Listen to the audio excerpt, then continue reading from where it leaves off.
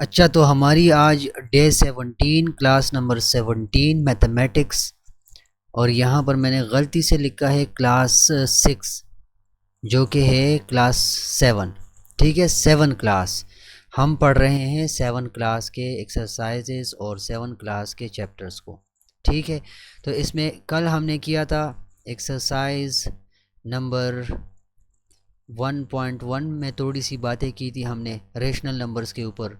फिर हमने exercise number जो 1.2 था उसमें हमने rounding off up to decimal, up to 10, up to 100 या अप टू नियरेस्ट 1000, वो राउंडिंग ऑफ का काम हमने किया था उसमें।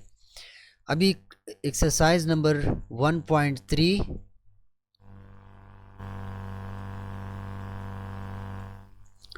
1.4, 1.5, 1.6, इन सारे एक्सरसाइजेज में एक काम नोट कर लो, जो मैं करवाऊंगा बस आपने वो करना है, बाकी बच्चों वाली बातें हैं इसमें, क्योंकि आपको एक्सरसाइज 1.3, 1.4 में इस तरह गिवन है कि मतलब इस नंबर को 8 कर दो, 2240 को 8 कर दो 5420 के साथ।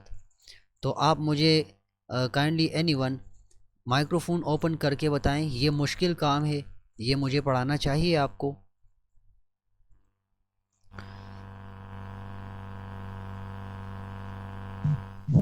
नहीं सर, इजी है ये। ये बहुत इजी है। तो एक्सरसाइज 1.3, 1.4, 1.5, इसमें जितनी भी चीज़ें हैं आपने इनको, इस पर आपने अपना टाइम ख़राब नहीं करना। ठीक है ना, इस पर आपने अपना टाइम नहीं ख़राब करना। इससे आपको अच्छा, इन्हीं एक्सरसाइजेज में एक दूसरा क्वेश्चन है कि इन नंबर्स को असेंडिंग और डिसेंडिंग में लिखो। लेट सपोज 22, 45, 63, इसको असेंडिंग एंड डिसेंडिंग ऑर्डर में लिखो। ऑर्डर की बात हो रही है, तो क्या मैं ये करूं? ये मुश्किल है या मुश्किल नहीं है?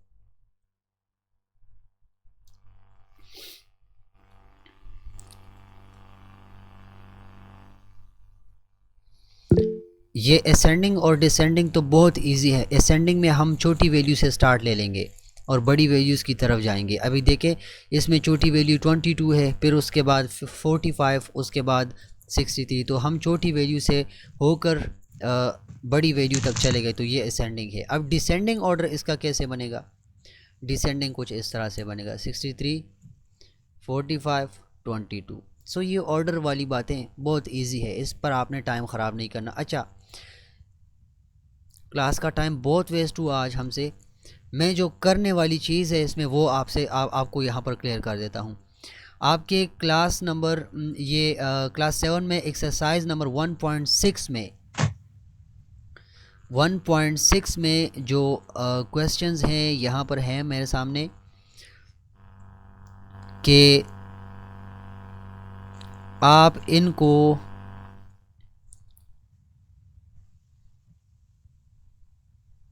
फ्रैक्शंस को असेंडिंग और डिसेंडिंग ऑर्डर में लिखें। राइट,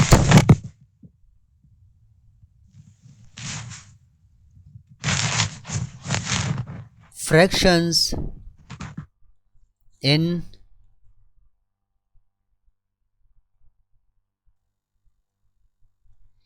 ascending and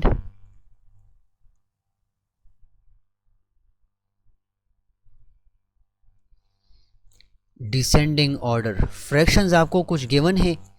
अभी यहाँ पर एक क्वेश्चन है मेरे सामने, वो कुछ इस तरह से है कि 4/7, उसके बाद दूसरा फ्रैक्शन है 3/8, उसके बाद तीसरा फ्रैक्शन है 9/11। कौन सा है? 9/11। तो आप मुझे बताएं इसमें सबसे छोटा फ्रैक्शन कौन सा है? क्या आप मुझे डायरेक्टली बता सकते हैं?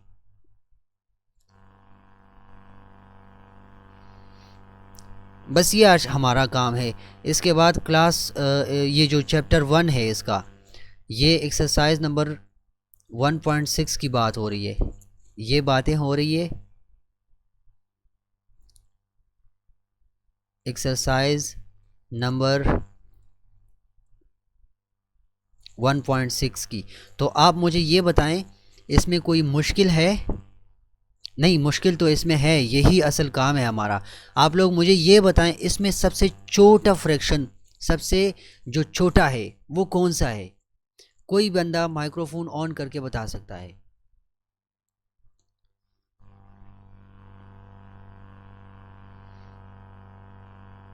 कोई भी नहीं बताएगा? किसी को नहीं पता तो बताएं कि क्लियर नहीं है। चलें, ये मुश्किल होते हैं। याद रखें, याद रखें हमेशा, जब आपको इस तरह के फ्रैक्शंस गिवन हो, ठीक है, अभी जैसे ये एक फ्रैक्शन है, राइट, ये अलग एक फ्रैक्शन है, और ये तीसरा हमारे पास एक अलग फ्रैक्शन है। जब आपको कोई कहे कि इसको असेंडिंग यानी सीरियल की ऑर्डर में लिखो, या फिर डिसेंडिंग यानी उल्टे फॉर्म में लिखो, उल्टी तरतीब के साथ, सीधी तरतीब असेंडिंग होती है, उल्टी तरतीब हमारे पास डिसेंडिंग होती है। तो जब आपसे कोई कहे कि इसको इनमें से या असेंडिंग में लिख लो या फिर डिसेंडिंग में लिख लो, तो आपने एक चीज़ जहन में याद रखनी है कि पहले इनके जो नीचे डिनोमिनेटर्स हैं, डिनोमिनेटर्स नीचे वाली वैल्यूज़, ये वाली वैल्यूज़, ये जो 7 है, ये जो 8 है, ये जो 11 है, इनको आपने कोशिश करना है कि सेम बन जाएं, ठीक है ना। इसका मतलब क्या है, एक बंदे के पास 7 रुपये हैं जेब में और वो तकसीम कर रहा है, नहीं, 4 रुपये हैं 7 बंदों के ऊपर, यहाँ पर 3 रुपये हैं 8 बंदों के ऊपर, 9 रुपीज़ हैं उसके पास 11 बंदों के ऊपर डिवाइड कर रहा है। तो इसमें हम डायरेक्टली नहीं बता सकते, क्योंकि इसके न्यूमरेटर और डिनोमिनेटर को देखकर ही हम फैसला करेंगे। बट अगर हम नीचे डिनोमिनेटर्स को देख लें कि यार इस पर फैसला लेते हैं कि चलो इसमें से कितने, या फिर इसमें से कितने, इसमें से कितने पैसे ऊपर वाले बंदों को मिलेंगे, तब भी हम डिसाइड नहीं कर सकते। कब तक? जब तक हम ये नीचे जो डिनोमिनेटर्स हैं, नीचे वाली वैल्यूज़ हैं, ये जब सेम नहीं आते, इनको हमने सेम करना है। तो इनको आपने सेम कैसे बनाना है? देखिए, असेंडिंग और डिसेंडिंग ऑर्डर के लिए फ्रैक्शन की केस में आपने नीचे वाली वैल्यूज़ को सेम बनाना है। आपने कुछ ऐसा करना है कि फ़र्ज़ कर लो यहाँ पर भी 10 आ जाए, यहाँ पर भी 10 आ जाए, और यहाँ पर भी 10 आ जाए। इट मीन्स कि आपने इसके जो इक्विवेलेंट फ्रैक्शंस है, इसी के बराबर कुछ इस तरह फ्रैक्शन बनाने हैं कि उनके नीचे की वैल्यू सेम आ जाएं। अभी हम प्रोसेस करेंगे तो आपको मज़ीद समझ आ जाएगा कैसे इनको हम सेम बना सकते हैं। उसके लिए आपने नीचे जो वैल्यूज़ हैं, इन तीनों का एलसीएम फाइंड करना है। 7, 8 और 11 का एलसीएम फाइंड कर ले। तो इनका एलसीएम कैसे फाइंड करेंगे? पहले 2 पर कर ले, क्योंकि 8 2 पर डिविजिबल है। अच्छा, 7 नहीं होता तो हम 7 को एज इट इज़ लिखते हैं। 4 2s are 8, 4 2s are 8, 11 भी एज इट इज़ नीचे आ जाएगा। अभी हम क्या करते हैं, अभी हम दोबारा 2 पर करेंगे। देखिए, 2 के ऊपर 4 डिविजिबल है, सो 7 एज इट इज़ आ जाएगा। 2 2s are 4 और 11 एज इट इज़ आ जाएगा। अभी अगेन ये 2 है तो इसको ख़त्म कर लेते हैं। तो 7 एज इट इज़ आ गया, 2 1s are 2 और 11 एज इट इज़ आ गया। अभी दूसरा कोई ऐसा नंबर नहीं 2 3 4 5 6 में से जो इन दोनों को डिवाइड करे। तो 7 उससे पहले 7 आता है, तो 7 पर कर लो ताकि ये 7 का खाता ख़त्म हो जाए। तो 7 1s are 7, 1 1 as it is आ गया, और 11 भी एज इट इज़ नीचे आ जाएगा। ये एलसीएम का प्रोसेस अगर कोई नहीं समझता तो पिछली क्लासेस में ये मैंने डिटेल में समझा दिया था। अच्छा, अब क्या करेंगे, अब यहाँ पर लास्ट वैल्यू 11 रह गई, तो 11 को भी ख़त्म कर लो। 1 1 1। याद रखें, एलसीएम में मैंने आपको बताया था जब एंड पर 1 1 1 आ जाए तो बस हमारा प्रोसेस ख़त्म हो जाएगा। अभी इन सारी वैल्यूज़ को, इन सारी वैल्यूज़ को आपस में मल्टीप्लाई कर दो। तो जब हम इनको मल्टीप्लाई करते हैं तो आंसर क्या आएगा? 2 2s are 4, 4 2s are 8, 8 7s are 56, और 56 को 11 के साथ कैलकुलेटर पे मल्टीप्लाई कर लें। सो 56 मल्टीप्लाई बाई 11 क्या आ रहा है, 616 आ रहा है। क्या आ रहा है, 616। यहाँ पर 616।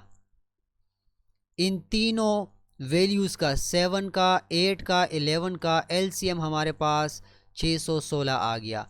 इसका मतलब क्या हुआ, ये काम मैंने क्यों किया, ये काम मैंने इसलिए किया क्योंकि मैंने इनका जो नीचे वाला हिस्सा था ये वाला अभी सेम बनाना है। तो हम कैसे बनाएंगे, 616 बनाएंगे। हम कुछ ऐसा करेंगे कि यहाँ पर भी 616 आ जाए, यहाँ पर भी 616 आ जाए, यहाँ पर भी 616 यानी 616 आ जाए। तो याद रखें, हम डायरेक्टली ऐसा नहीं करेंगे कि यहाँ पर 616 मतलब 4 बाई 616 या 3 बाई 616 या फिर 9 बाई 616। हम डायरेक्टली ये काम ऐसा नहीं करेंगे।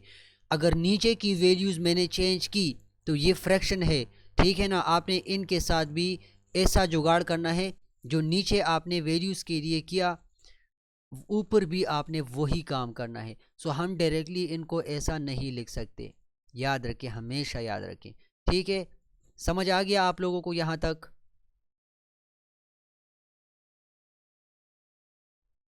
अभी 4/7 के लिए हम ऐसा क्या प्रोसेस करें कि 7 के साथ कोई ऐसा नंबर मल्टीप्लाई हो के हमारे पास 616 आ जाए। तो देखें, आपने क्या करना है, 7 को मल्टीप्लाई करना है 88 के साथ। जब ये 788 के साथ, अच्छा आप कंफ्यूज हो जाएंगे कि ये 88 अब कहाँ से आ गया। तो इजी काम है, 616 को 7 के ऊपर डिवाइड कर लो। 616 को 7 के ऊपर डिवाइड कर लो तो हमारे पास आंसर आएगा 88। तो इसका उलट ये होगा कि 88 को अगर हम 7 के साथ मल्टीप्लाई करेंगे तो अगेन 616 आएगा। ठीक है, तो ये नीचे वाला हिस्सा 616 बन गया। किस चीज़ के केस में, 7 के केस में। जो काम नीचे किया वो ऊपर भी करेंगे। अभी 4 को भी मल्टीप्लाई करेंगे 88 के साथ। सो 4 के साथ जब 88 मल्टीप्लाई होगा वो हमें आंसर देगा 352। ये 88 4 के साथ मल्टीप्लाई होके 352 का आंसर देगा। ये फ्रैक्शन हमारे लिए कहाँ से बन गई, 4/7। आपने कंफ्यूज नहीं होना, ये अभी समझ आ जाएगा आपको। इसमें कुछ मुश्किल नहीं है, बस थोड़ा सा लेंथी प्रोसेस है। पहले इन सारी वैल्यूज़ को, नीचे वाली वैल्यूज़ को सेम बनाना है। तो नीचे वाली वैल्यूज़ को सेम बनाने के लिए मैंने क्या किया, इन सारी वैल्यूज़ का यहाँ पर 7 8 11 का एलसीएम लिया, वो 616 आ गया, 616 आ गया। अभी 616 नीचे वाली वैल्यू बनेगी 4/7 के केस में। तो 7 के साथ ऐसा क्या मल्टीप्लाई करें कि 616 आ जाए। तो मैंने इजी काम ये किया कि मैंने 616 को 7 के ऊपर डिवाइड किया तो 88 आ गया। मतलब 88 एक ऐसा नंबर है जो अगर 7 के साथ मल्टीप्लाई होगा तो हमें जनरेट करके देगा 616। इस फ्रैक्शन को जहन में याद रखें। ये किसके केस में आ गया, 4/7 के केस में।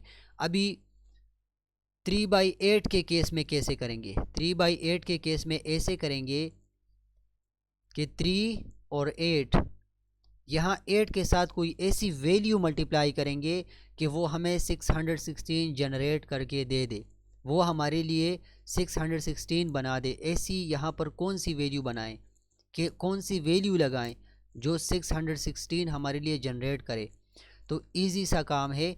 आप अगर यहाँ पर कंफ्यूज होते हैं कि यार यहाँ पर कौन सा नंबर लगेगा, तो इजी है, 616 को उठाकर 8 के ऊपर डिवाइड कर दें। 616 को उठाकर 8 के ऊपर डिवाइड कर दे तो 77 आएगा।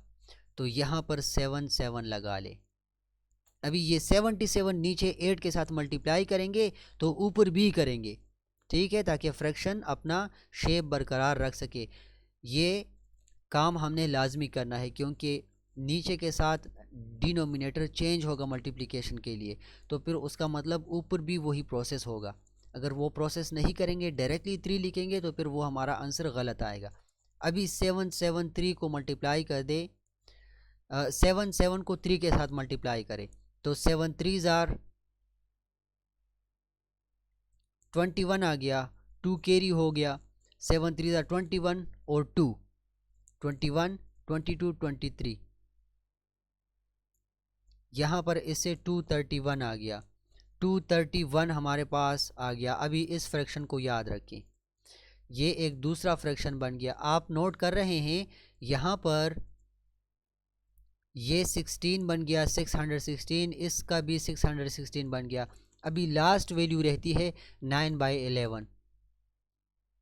हमने 9/11 के लिए भी कुछ ऐसा प्रोसेस करना है कि ये नीचे जो 11 है ये 616 बन जाए। तो कैसे बनाएंगे, 9/11 दोनों के साथ यहाँ मल्टीप्लिकेशन का साइन 11 के साथ कौन सी ऐसी वैल्यू मल्टीप्लाई कर दें, 11 के साथ यहाँ पर कौन सा नंबर मल्टीप्लाई करें कि 616 आ जाए। तो कंफ्यूज नहीं होना, आपने 616 को उठाकर 11 के ऊपर डिवाइड करना है। 616 को अगर हम 11 के ऊपर डिवाइड कर दें तो ये आंसर जनरेट करेगा 56। तो आपने यहाँ पर 56 लगाना है। अगर 616 को मैं तकसीम करूँ 11 के ऊपर तो आंसर 56 आता है। 616 को अगर हम डिवाइड करें 11 के ऊपर तो 56 आता है। इट मीन्स कि अगर 11 और 56 मल्टीप्लाई होते हैं तो वो 616 जनरेट करके देगा। अभी 56 यहाँ पर हम मल्टीप्लाई कर रहे हैं तो ये ऊपर भी मल्टीप्लाई करेंगे। ओके, अभी इनको मल्टीप्लाई कर दे, इजी सा काम है। 56 को मल्टीप्लाई कर दें 9 के साथ, सो यहाँ पर वैल्यू आएगी 504 और नीचे वैल्यू आ चुकी है। अच्छा, 3 फ्रैक्शन बन गए हमारे साथ। अभी मैं इन सब को दूसरे स्लाइड में लेकर जाता हूँ। हमारे पास क्वेश्चन था 4/7, सो यहाँ पर हम लिख लेते हैं 4/7।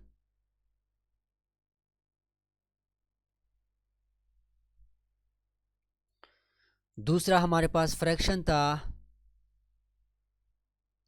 3/8, राइट। अभी तीसरा हमारे पास था 9/11। यहाँ तक आपको समझ आ चुका है या नहीं आ चुका? ओके, अभी इसके लिए इक्विवेलेंट फ्रैक्शन 616 की फॉर्म में, इसके लिए 616 की फॉर्म में और इसके लिए 616 की फॉर्म में क्या क्या बना था।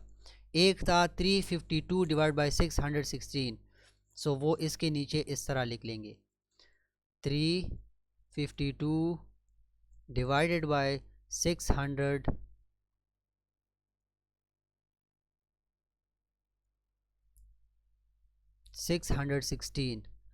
अब इसके लिए क्या आएगा, यहाँ से उठा के यहाँ लेके 231 डिवाइडेड बाय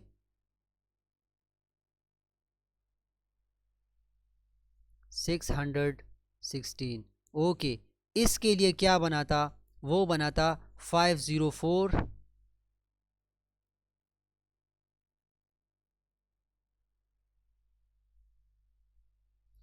अब इजी हो गया। अब इसका असेंडिंग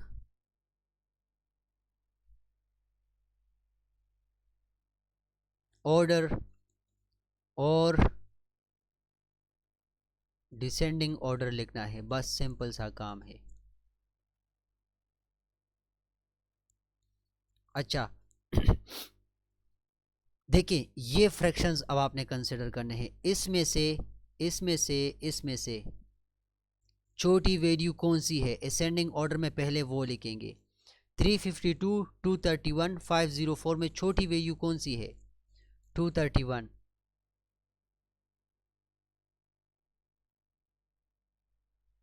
उसके बाद इसकी बारी आती है 352 की, डिवाइड बाय 616। इसके बाद बारी आती है 504 की। 616। अभी डिसेंडिंग में कैसे लिखेंगे, ये चीज़ें उलट करके लिखें, उल्टे तरतीब के साथ लिखें। 504 डिवाइड बाय 616, 352 डिवाइड बाय 616 और 231 डिवाइड बाय 616। बस अब हमारा काम ख़त्म हो गया। अब इसके लिए ये तो इक्विवेलेंट फ्रैक्शंस से हमारे साथ वैल्यू बन गई। अभी 231 616 किस के लिए है, 3/8 के लिए, तो असेंडिंग में 3/8 पहले आएगा। फिर 352 किस के लिए है, वो है 4/7 के लिए।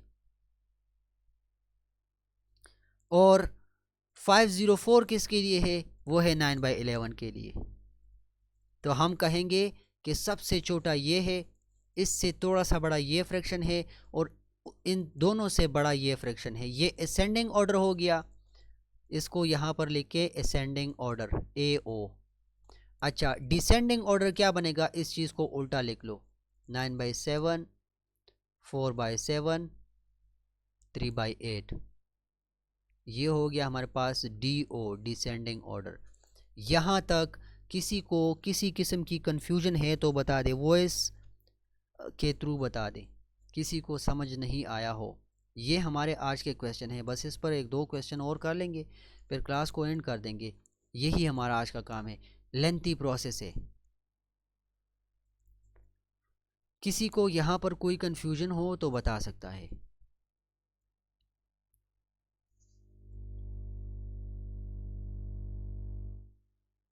अगर आप मुझे सुन रहे हैं तो काइंडली आप मुझे बताएं कि ये जो मैंने काम किया ये आपको समझ आ गया।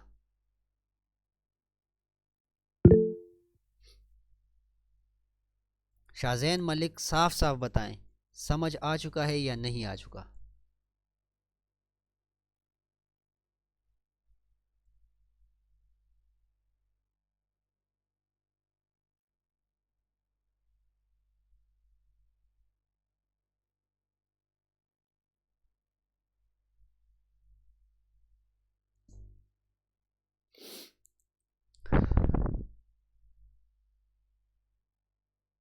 सबको यहाँ तक समझ आ चुका है। अगर आपको मेरी आवाज़ आ रही है तो आप मुझे बताएं कि समझ आ चुका है।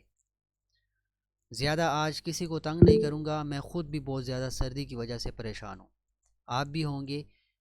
यही हमारा टॉपिक है, असेंडिंग और डिसेंडिंग आज हमने सीखना है फ्रैक्शन की फॉर्म में।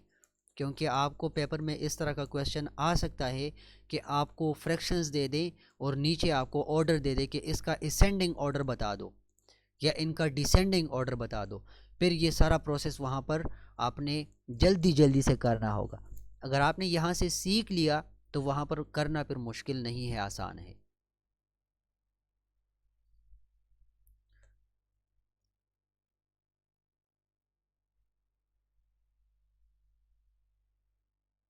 अच्छा, चले इस पर एक दूसरा क्वेश्चन करते हैं, वहाँ पर भी अगर किसी को कोई कन्फ्यूजन है तो वो क्लियर हो जाएगा। चले, हमारे पास कुछ फ्रैक्शंस इस तरह से हैं। एक है -7/3, दूसरा है 6/14 और तीसरा हमारे पास है -4/12। तो आप लोग मुझे बताएं इसमें से छोटा फ्रैक्शन कौन सा है, सबसे छोटा। हमें पता ही नहीं, हमें यहाँ पर कोई अंदाज़ा नहीं हो सकता, क्योंकि इनके जो नीचे वाली वैल्यूज़ हैं, जो डिनोमिनेटर्स हैं, वो सेम नहीं है। जब वो सेम आ जाएं, जैसे कि हमने यहाँ पर सेम बना लिया, तो उसमें हमें पता चल गया कि ये सबसे छोटा है, ये थोड़ा सा बड़ा है और ये सबसे बड़ा है। यहाँ के केस में हम नहीं बता सकते कि बड़ा कौन सा है या छोटा कौन सा है, तो हमने सेम प्रोसेस यहाँ पर करना है। अभी क्या करेंगे, अभी हम इन सारी वैल्यूज़ को देखकर ये जो डिनोमिनेटर्स हैं, नीचे वाली वैल्यूज़ 3, 14 और 12, 3, 14 और 12, इनका हमने फाइंड करना है LCM। फिर वो एलसीएम से जो वैल्यू आएगी वो हम यहाँ पर भी लाएंगे, यहाँ पर भी लाएंगे, यहाँ पर भी लाएंगे, जो प्रोसेस यहाँ पर ये वाला किया, राइट। अच्छा, अब ऐसा करते हैं, इनके लिए यहाँ पर कौन सी वैल्यू से स्टार्ट करें, तो 2 से स्टार्ट करते हैं। 14 और 12 ख़त्म हो जाएंगे, 3 एज इट इज़ आएगा, सॉरी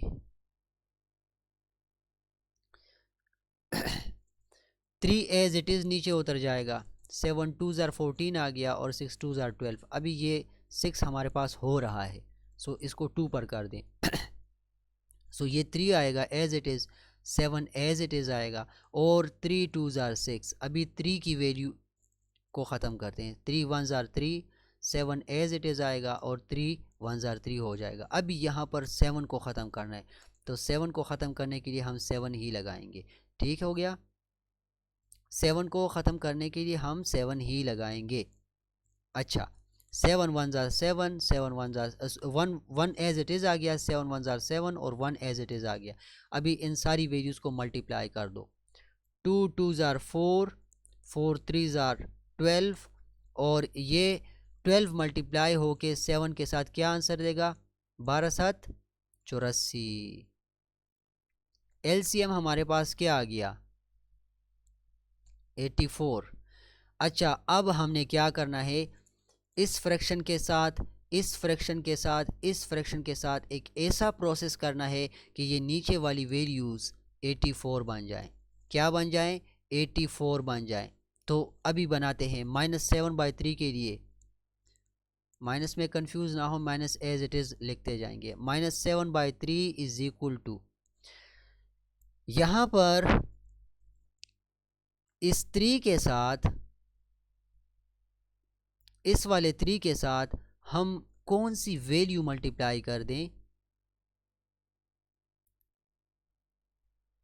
लिखना दोनों को है आपने, मल्टीप्लाई वही वैल्यू करेंगे जो 3 के साथ नीचे होगी, वो यहाँ पर भी होगी।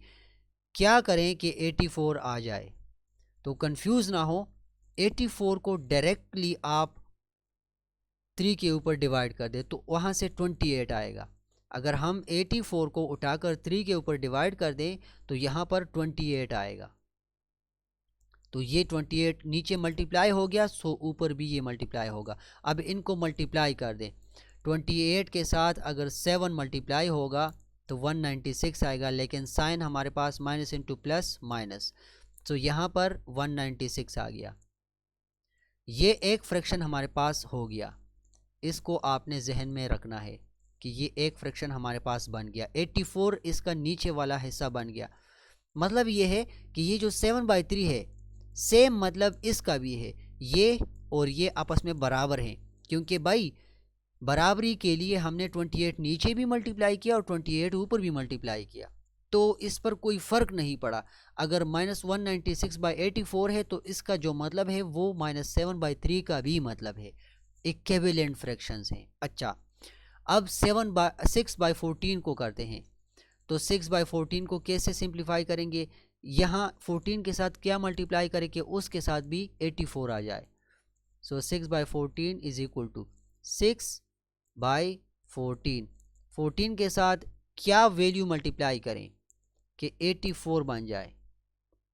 सो कंफ्यूज नहीं होना, 84 को उठाकर 14 के ऊपर आपने डिवाइड करना है। सो 84 डिवाइडेड बाय 14, वो हमारे पास वैल्यू जनरेट कर रही है 6। तो मतलब 14 के साथ 6 अगर मल्टीप्लाई होगा तो 84 आएगा, क्योंकि 84 डिवाइड हो गया 14 पर तो 6 आंसर आ गया। इट मीन्स कि मल्टीप्लिकेशन से ये 6 84 जनरेट करेगा, तो ये 6 ऊपर भी लिख लेंगे। सो यहाँ तो 84 आ गया, अब इन दोनों को मल्टीप्लाई कर दें, 6 6 ज़ार 36। अभी क्या करते हैं, ये दूसरा फ्रैक्शन हमारे पास बन गया, ये वाला दूसरा फ्रैक्शन बन गया, इसका भी 84 आ गया, इसका भी 84 आ गया। अच्छा, अब -4/12 की बारी है, -4/12, यहाँ इस 12 के साथ क्या मल्टीप्लाई करें कि नीचे 84 आ जाए। याद रखें 12 7 84, टेबल में इजी मुझे याद है, 12 के साथ अगर 7 मल्टीप्लाई होगा तो 84 आएगा, ठीक है। तो 7 यहाँ पर मल्टीप्लाई किया तो 7 ऊपर -4 के साथ भी मल्टीप्लाई करेंगे। यहाँ से क्या वैल्यू आएगी, यहाँ से -7 4 ज़ार 28। ओके जी, हमारे पास इजी हो गया। एक फ्रैक्शन ये बन गया, एक फ्रैक्शन ऊपर और एक फ्रैक्शन उससे भी ऊपर, जिससे हमारे पास वैल्यूज़ आ गई 84 84 84। अभी आप मुझे बताएं कि इसमें जो, अच्छा दूसरे स्लाइड पर लेकर जाते हैं इसको। ये वाला फ्रैक्शन लिख के पहले -7/3,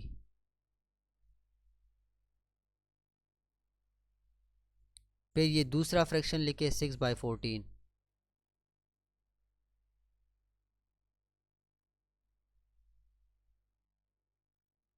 अभी थर्ड फ्रैक्शन लिख के -4/12,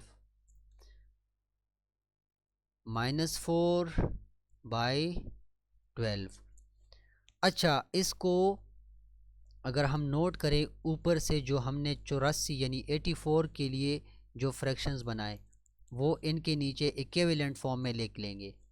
सो यहाँ से -7/3 के लिए -196/84 आया था, -196/84 आया था।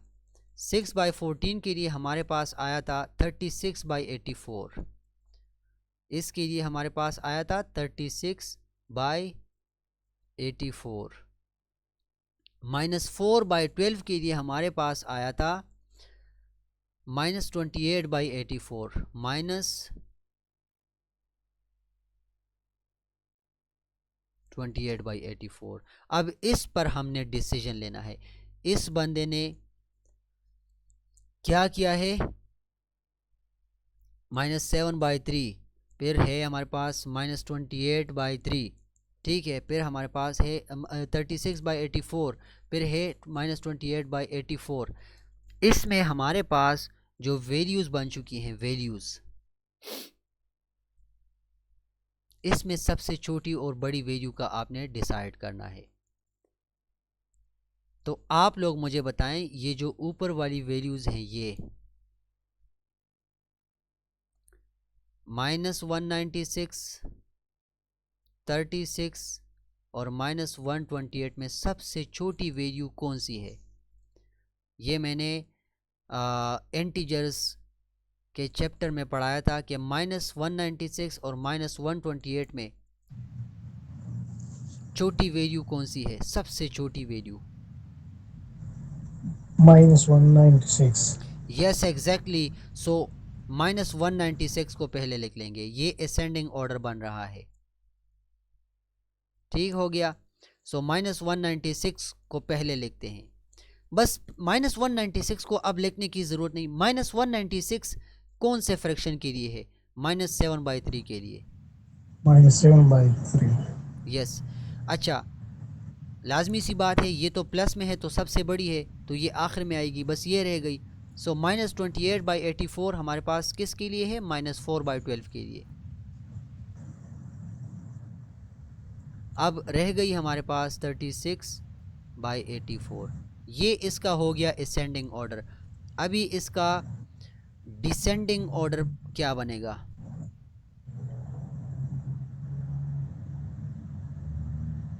इस चीज़ को उल्टा लिख लें, 36/84 -4/12 और 7/3।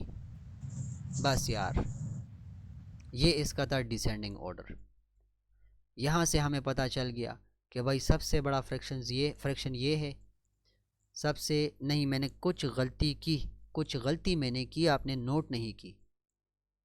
मैंने इनको नहीं लिखना, मैंने इन चीज़ों को 36/84। हाँ, मैंने इन चीज़ों को नहीं लिखना। इसके लिए जो ओरिजिनल फ्रैक्शंस हैं वो हमने लिखने हैं। उसको लिखना है। सो ये -4/12 भी हो गया, माइनस ये इसका 6/14 लिखेंगे यहाँ पर। 6/14। सो 6/14 यहाँ पर भी आ जाएगा। ये तो इक्विवेलेंट फ्रैक्शन की फॉर्म में हम जस्ट अपनी आसानी के लिए ये काम हमने किया, ये वाला। ये काम हमने अपनी आसानी के लिए इक्विवेलेंट फ्रैक्शंस का काम जो किया, इसके लिए ओरिजिनल हम लिखेंगे। तो -7/3 क्योंकि ऑप्शंस आपको यहाँ से गिवन होंगी, ये तो नहीं गिवन होंगी, ये तो आपके पास सोल्यूशन में आएंगे। सो इसमें असेंडिंग ऑर्डर का मतलब छोटी वैल्यू ये है, इससे थोड़ी सी बड़ी वैल्यू ये है और सबसे बड़ी वैल्यू ये है। फिर उल्टा तरतीब अगर देंगे, उल्टी तरतीब अगर देंगे तो 6/14 -4/12 7/3। यहाँ तक किसी को कोई कन्फ्यूजन हो तो वो बता सकता है। सर अगर ये जो असेंडेंट ऑर्डर आपने लिखा है, सपोज अगर हम कंफ्यूज है, एफिलॉजी है, तो अगर -4 पहले लिखे -7 से, तो नहीं तो फिर कैसे गलत हो असेंडेंट ऑर्डर में जाएगा, आ सकता है? वो गलत हो जाएगा ब्रदर। बस आज की क्लास यूनस भाई सर्दी बहुत ज़्यादा है, लेट भी हो गए, आज की क्लास को मैं यहीं पर ख़त्म कर देता हूँ। आपकी कन्फ्यूजन डिस्कस करते हैं आज ही की क्लास में डिस्कस करते हैं। आप क्या कहते हैं कि मतलब अगर ये यहाँ पर जो किधर गया माउस,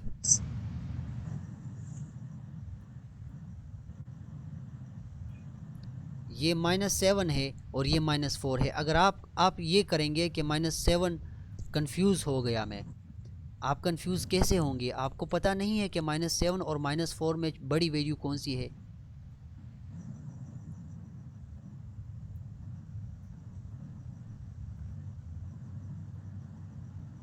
ये इंटीजर का जो चैप्टर था पिछली क्लास में, उसमें हमने डिस्कस किया था कि -1 सबसे बड़ी वैल्यू है।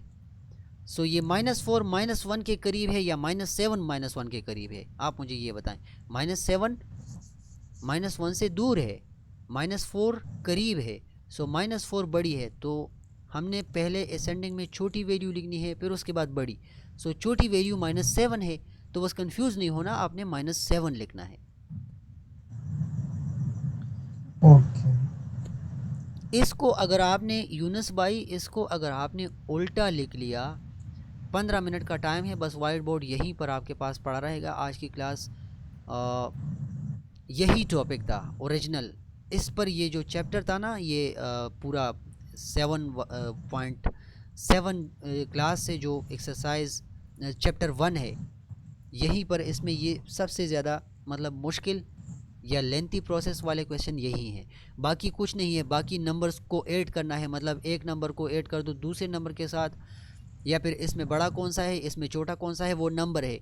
लेकिन फ्रैक्शंस की फॉर्म में अगर आपसे कोई पूछ ले कि यार फ्रैक्शन में बड़ा और छोटा कौन सा है, और इस तरह ये जो वाइट बोर्ड पर नज़र आ रहे हैं -7/3 6/14 -4/12, डायरेक्टली अगर आपसे कोई पूछ ले तो कोई बंदा डायरेक्टली नहीं आंसर कर सकता। वो ये प्रोसेस करेगा, ये सारा प्रोसेस करेगा, तब ही वो समझेगा।